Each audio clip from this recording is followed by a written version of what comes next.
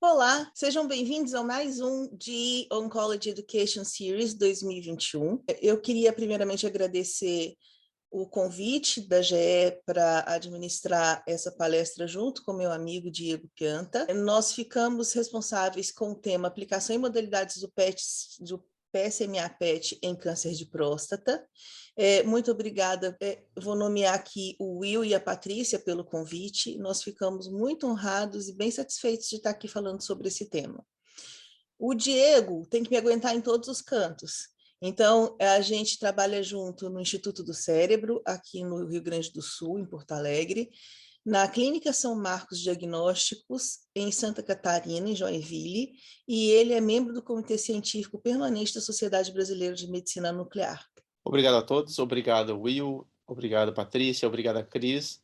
Como a Cris disse, a gente trabalha juntos em diversos locais e, além disso, a Cris é diretora científica da Sociedade Brasileira de Medicina Nuclear. Então, como a gente falou, a ideia hoje é falar em aplicações e modalidades do PSMA-PET em câncer de próstata. A gente vai passar por uma revisão das principais indicações de PSMA-PET em câncer de próstata, análise de literatura, o que tem de mais atual, e padronização de laudos. Para isso, a gente vai falar, então, uma introdução de PSMA, introdução de PET-CT, revisão de cenários clínicos da doença, e indicações e laudos, e demonstração de alguns casos em que a gente pode ver isso de forma prática. E, Diego, você quer começar falando para a gente o que é um PET-CT? Então, de forma rápida e objetiva, o PET-CT é um equipamento de imagem híbrida que ele se utiliza de radiofármaco emissor de pósitron. O pósitron, então, ele pode ser obtido de duas formas, basicamente. Num ciclotron, que é o que a gente vê nessa primeira imagem. Ali em cima, à esquerda, a gente tem uma porta de uma espessura muito, muito grande, que é o que dá acesso ao ciclotron. O ciclotron é um acelerador de partículas, que gera, então, o pósitron. E aí, uma vez gerado esse pósitron, a gente faz a combinação com as moléculas e passa por um controle de qualidade que permite, então, que a gente faça essa injeção no paciente. E essa imagem, esses controles de qualidade, o ciclotron é lá do INSER, onde a gente tem um centro produtor de radiofármacos, onde a gente produz por ciclotron os radioisótopos.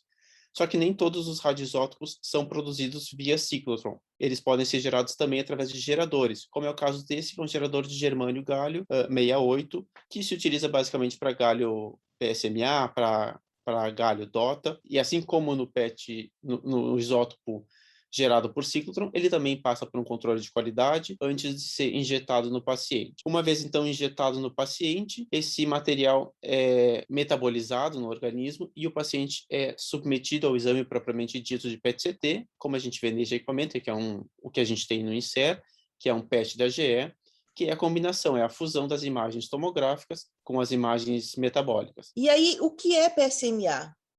O PSMA, ele é um antígeno específico da membrana prostática. Ele é uma proteína transmembrana tipo 2 codificado com folato de hidrolase 1. E o que a gente está olhando quando a gente faz a imagem do PSMA? O antígeno específico da membrana prostática, ele reside na membrana das células, como o próprio nome diz. E a sua maior parte, que é 95% dele, está localizado no espaço extracelular. Ele está presente também no tecido prostático normal, como a gente consegue ver nessa tabela, só que ele está hiperexpresso nos cânceres de próstata. 90% dos cânceres de próstata tem essa proteína hiperexpressa. E esse aumento da quantidade de molécula do PSMA, ela aumenta quanto maior é o Gleason do paciente. E é por esse motivo que ele acaba sendo um alvo muito interessante. Nesse estudo aqui à direita, ele foi publicado recentemente e ele mostrou uma luz da função biológica do PSMA do câncer de próstata e ele parece que promove uma sinalização de um crescimento intracelular pró-migração, como está mostrando aqui na figura. Quando eu morei nos Estados Unidos, o boom do momento era o Prostacint. Eu não sei se muitos de vocês já ouviram falar. O Prostacint ele era utilizado também para fazer imagem e era utilizado para fazer tratamento dos pacientes com câncer de próstata. E diferente do PSMA, dos ligantes PSMA, o Prostacint ele era no epítopo intracelular, ele ficava dentro da célula. E agora, todos esses ligantes de PSMA, eles estão no epítopo extracelular. Então, esses inibidores, eles são internalizados após a ligação. Eles exibem um rápido clearance sanguíneo e eles nos dão um contraste tumor versus normal muito bom. E é exatamente por isso que a gente tem um boom dos ligantes PSMA muito maior do que o que a gente teve com prostacint em 1900 e bolinha, né? Então, aqui a gente consegue ver o número de publicações por ano, e quando veio o PSMA galho 68, que é o que nos dá uma imagem mais nítida, com esse contraste alvo-fundo melhor, a gente vê que a gente tem um boom enorme, né? Nessa imagem aqui, a gente tem uma descrição da biodistribuição do PSMA marcado com galho.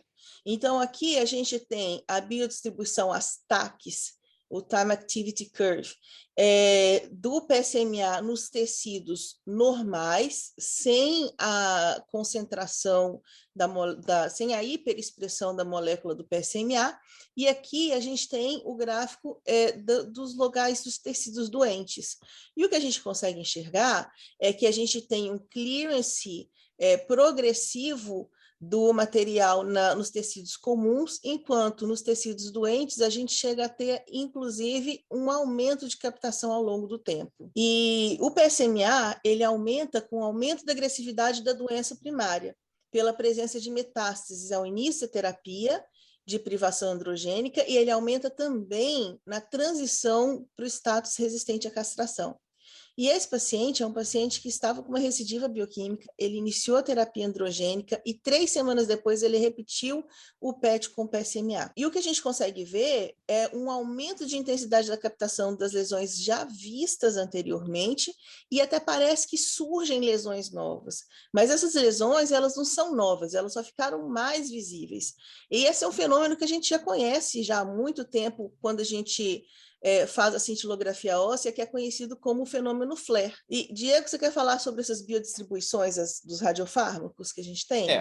Basicamente, para a gente poder falar do que é normal ou o que é anormal, a gente precisa conhecer como é a biodistribuição normal do PSMA. A gente trabalha de forma muito fácil de diferenciar PSMA marcado com galho 68 e PSMA marcado com fluoro, o PSMA 1007, que é o que a gente tem no Brasil atualmente.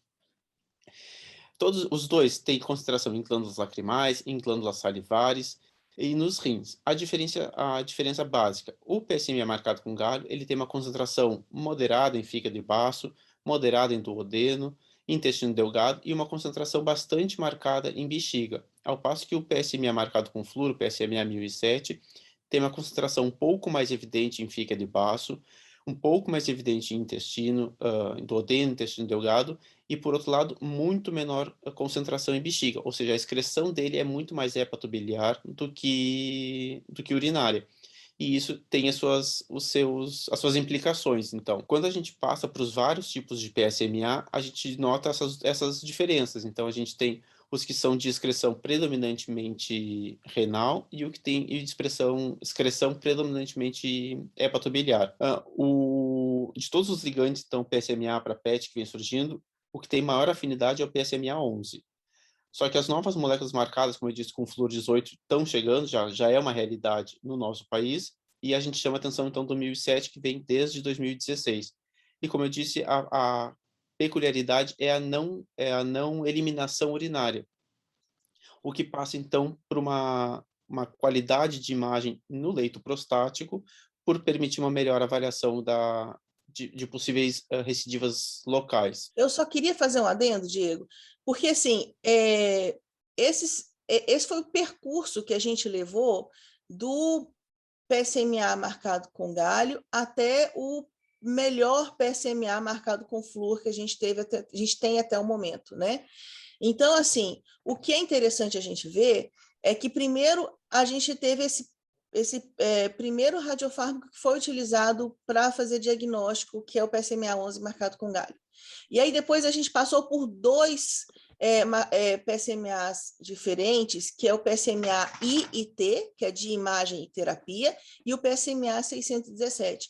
Todos esses 2, eles tinham uma visão de molécula de teranóstico, e aí diminui bastante a concentração na região de glândulas salivares.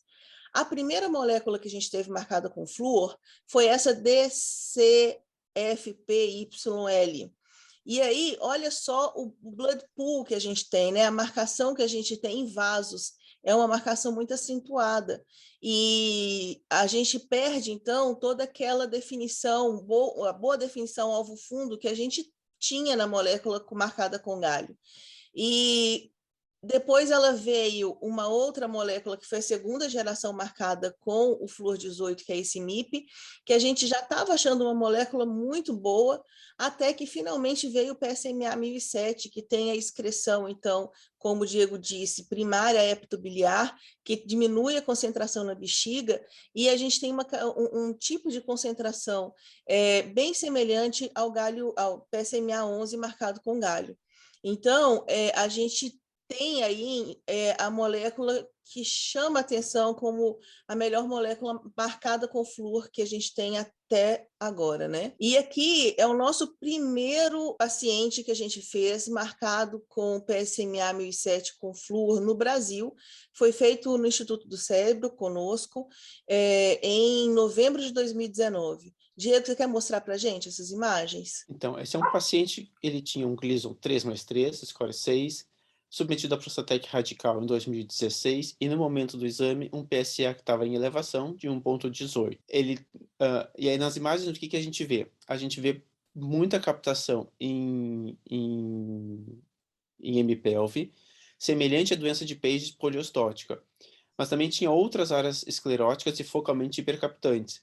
E o paciente tinha, o que a gente concluiu, então? Que ele tinha metástases ósseas associadas à doença de Paget na pelve e na coluna. Então, não era um diagnóstico exclusivo, mas a gente tem a captação nas lesões e também no Paget. E na coluna, o que vale a pena a gente mostrar aqui, olha, é aquele sinal do Mickey Mouse, né? Da orelhinha do Mickey Mouse que a gente enxerga, que é bem típico de doença de Paget em coluna. Exato. E aí vocês podem perguntar para a gente, então, né? Qual o melhor marcador usar? O PSMA marcado com flúor ou o PSMA marcado com galho? Diego, o que você acha? Eu posso ser um pouco tendencioso, porque a minha qualidade de fazer exame com flúor 18, a imagem é mais bonita, é mais fácil de interpretar. A gente tem um perfil diferente de energia que consegue definir melhor as lesões menores. E com esse estudo que a gente viu, que é utilizando um fântano de energia, a gente comparou as imagens com os diferentes isótopos e poderia ser apenas um aspecto físico que não se refletisse de forma clínica.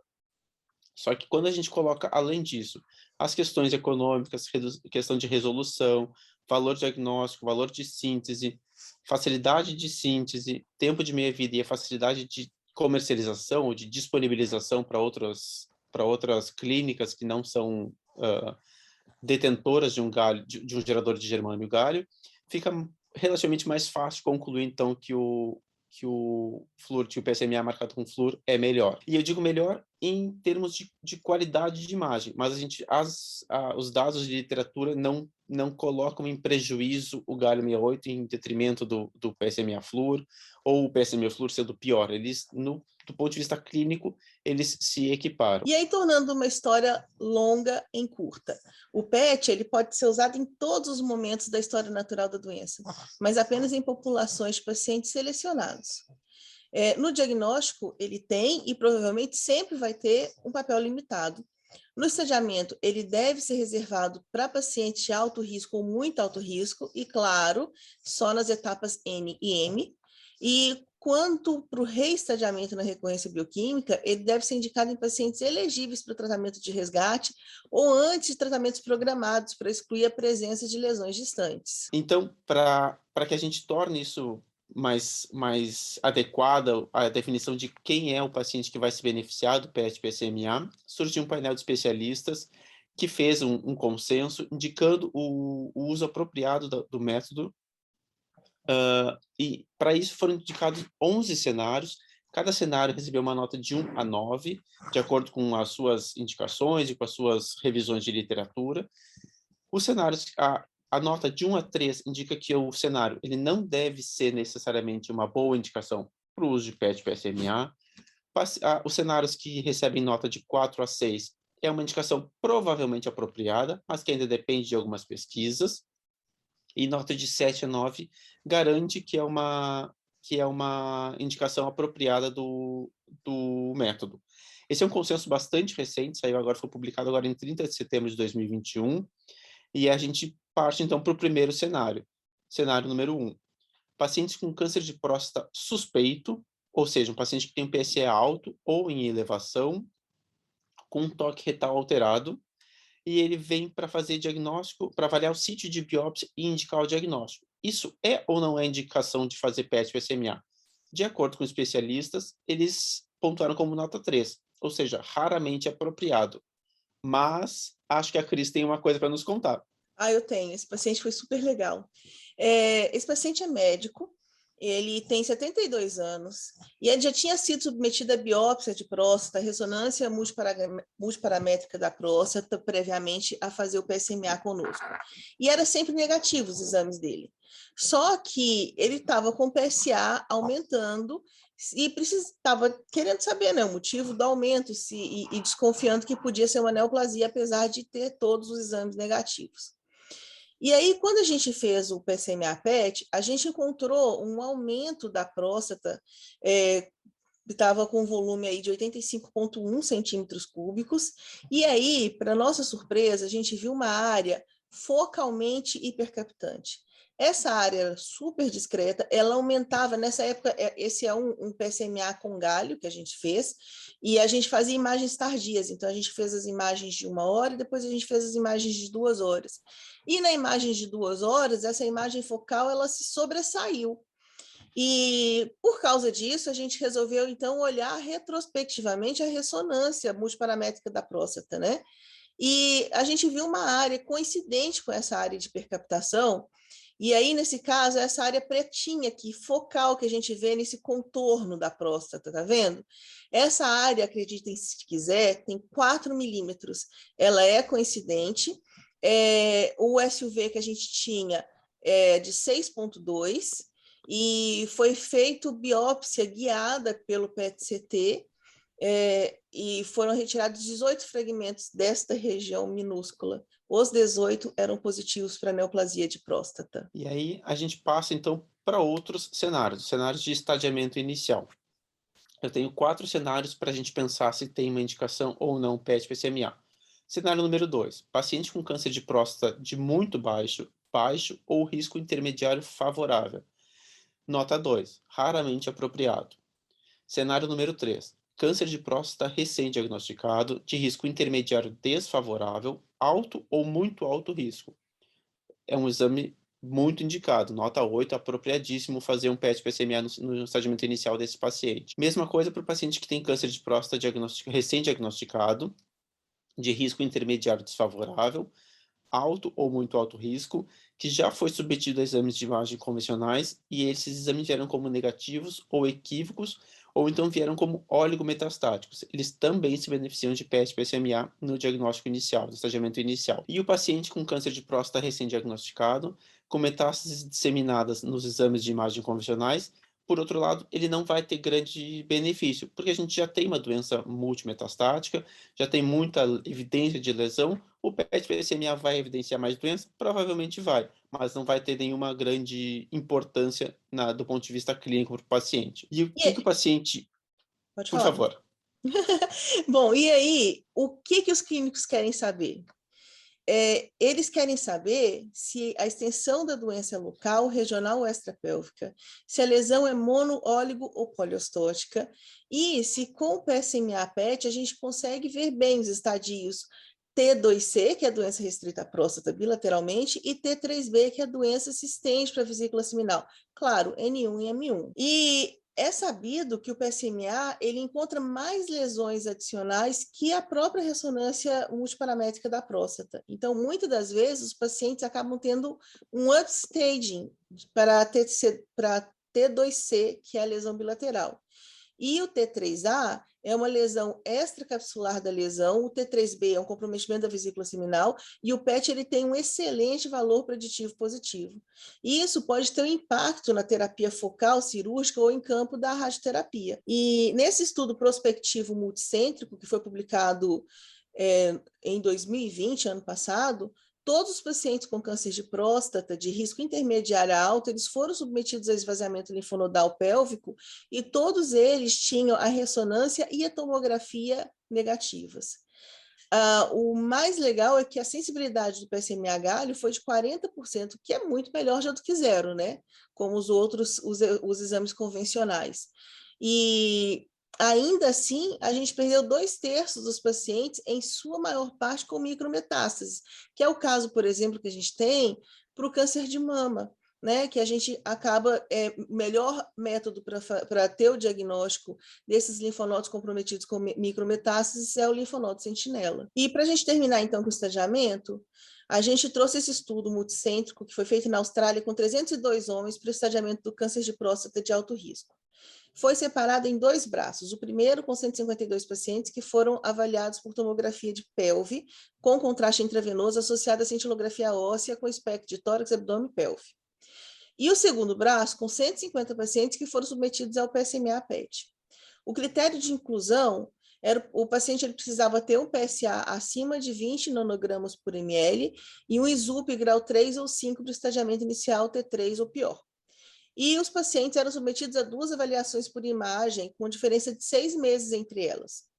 Como resultado, a gente teve 30% dos pacientes com N ou M positivos, baseado no consenso, que eram de 6 meses. E as imagens convencionais, elas tiveram os achados mais incertos. O PSMA, ele mudou muito mais o manejo dos pacientes e foi associado a menor exposição à radiação do que as imagens convencionais, nos deixando concluir que o PSMA-PET ele teve uma performance melhor do que as imagens convencionais, ia ser validado, e ele vai se tornar um exame padrão em pacientes com alto risco do câncer de próstata. Esse caso, então, é um outro paciente de 81 anos, também médico, é um conjunto de imagens de caso cedido pelo Dr. Juliano Cerci. O paciente abriu um quadro com aumento de PSA e, no momento do diagnóstico, era 8,4.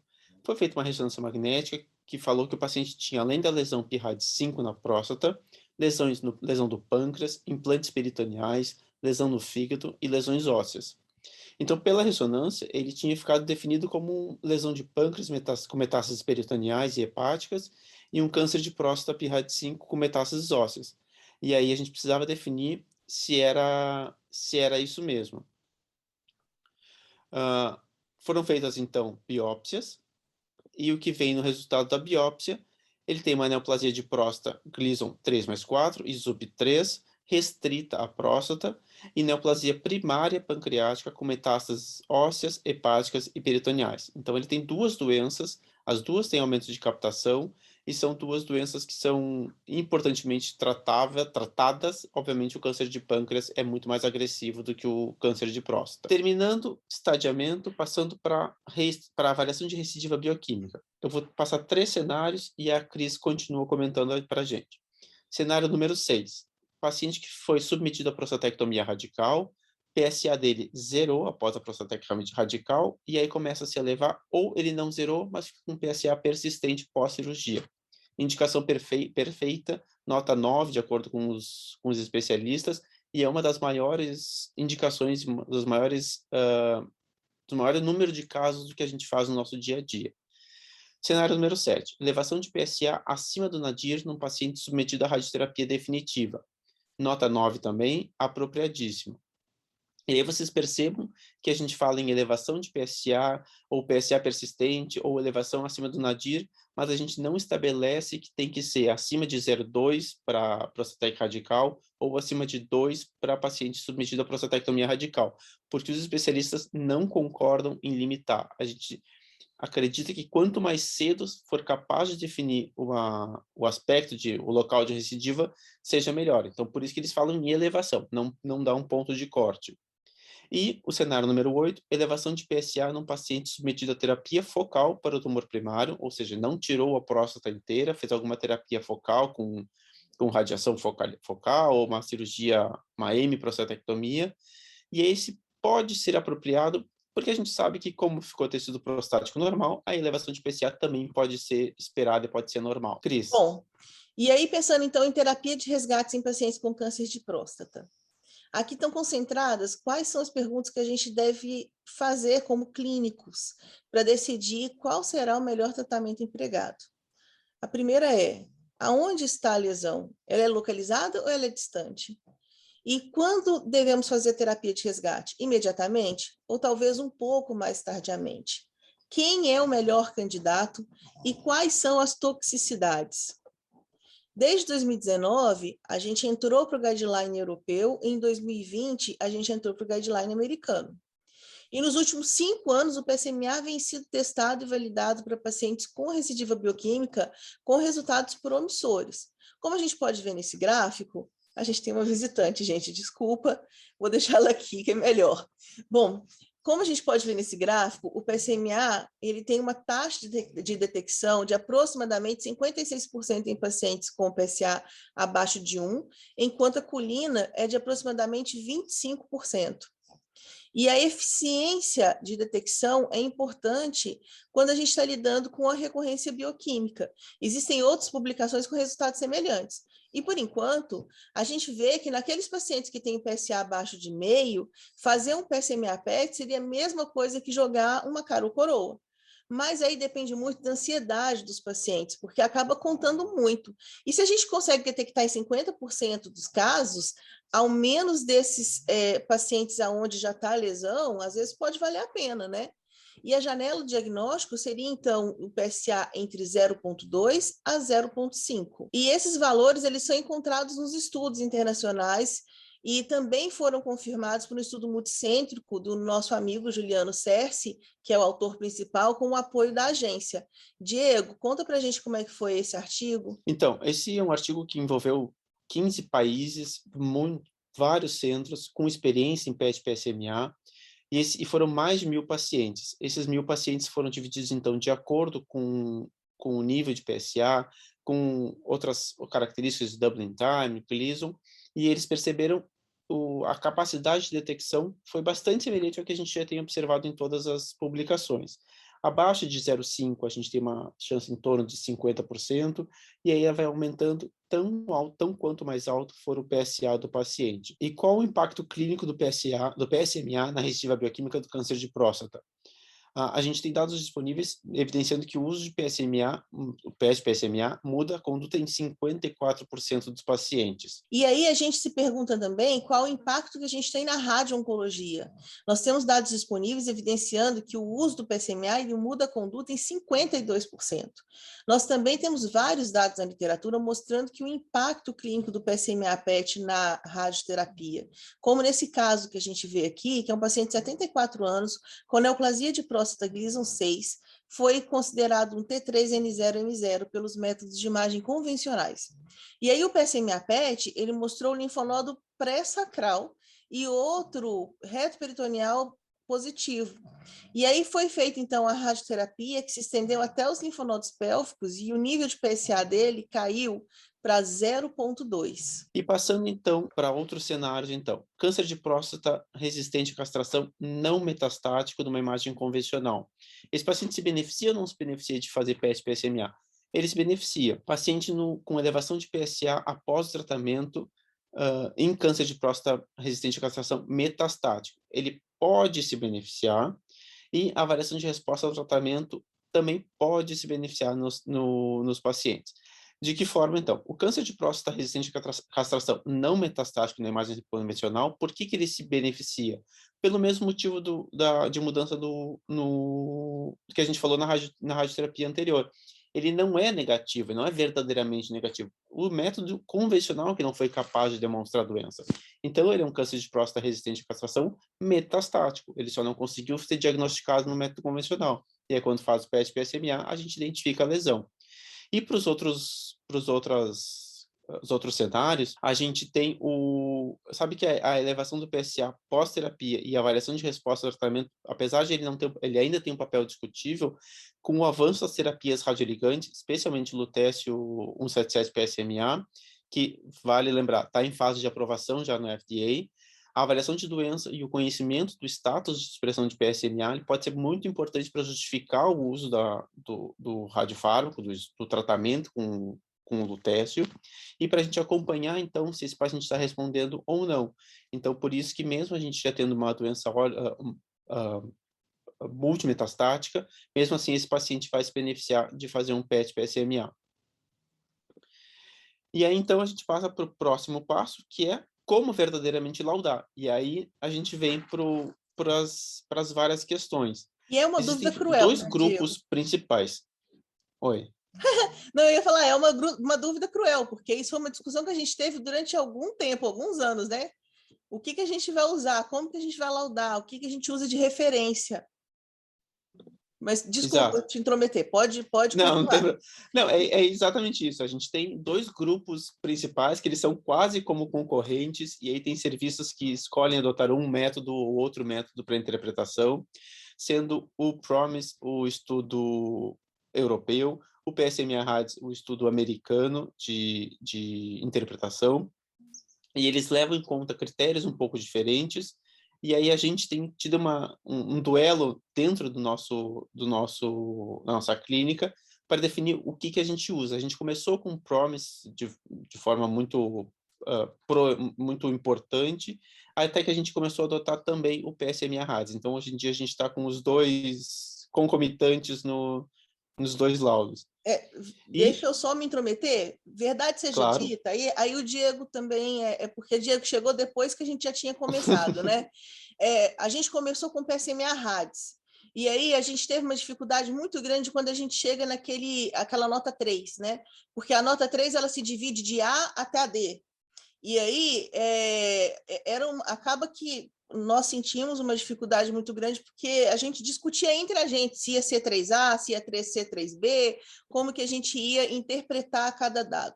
E aí acabou que a gente achou o PROMIS uma forma muito direta. Como a gente fazia ressonância em todos os pacientes, e a gente tinha, então, o PIRADS de todas as lesões que a gente via para o diagnóstico do câncer de próstata, facilitou muito para a gente a utilização do PROMIS. E a gente usava, então, o PROMIS em todos. A gente abandonou o PSMA-RADS e a gente usou por um ano e pouco, né, Diego? Aí o Diego já estava com a gente usou por um ano e pouco o PROMIS. Uhum. E aí o que aconteceu foi que nós começamos a ter uma sensibilidade muito grande para os linfonodos de pelve.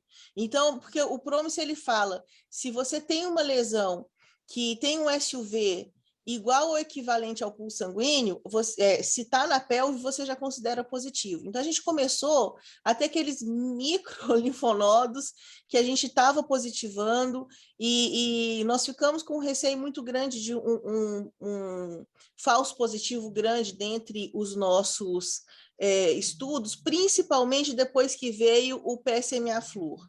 O PSMA-Fluor, como ele tem uma definição melhor de imagem, a gente acaba enxergando lesões benignas com uma frequência muito maior do que o PSMA-Galho. Então, a gente começou a ter uma positividade muito grande. E aí a gente começou, então, a usar os dois, aguardando ansiosamente pela promessa do IPSMA. A gente sabia já que desde 2019 o pessoal da Europa e o pessoal dos Estados Unidos estava por se reunir para fazer um protocolo, um novo consenso e um consenso que englobasse, então, todos os dois consensos, do PROMIS e do PSMA-RADS. E aí, finalmente, esse ano, a gente teve o IPSMA publicado para a gente poder utilizar e tentar ver se dessa forma a gente consegue ter um consenso melhor. Bom, e aí como take-home message, a gente fica com as possíveis indicações do PSMA-PET para o câncer de próstata. Na recorrência bioquímica, cirurgia ou biópsia guiada por PSMA-PET e o planejamento radioterápico. No diagnóstico, guiar biópsia e o planejamento cirúrgico em pacientes com câncer de próstata de alto risco. E no estadiamento, avaliar as opções terapêuticas e o planejamento de tratamento radionuclídico. Gente, muito obrigada. Nós nos divertimos um bocado, né, Diego? Foi bem gostoso a gente rever isso tudo. Mais uma vez, obrigada pelo convite. A gente está à disposição para qualquer dúvida. Diego? Obrigado. Obrigado a vocês que nos acompanharam. Obrigado, Will. Obrigado, Patrícia. E obrigado, Cris, pela companhia.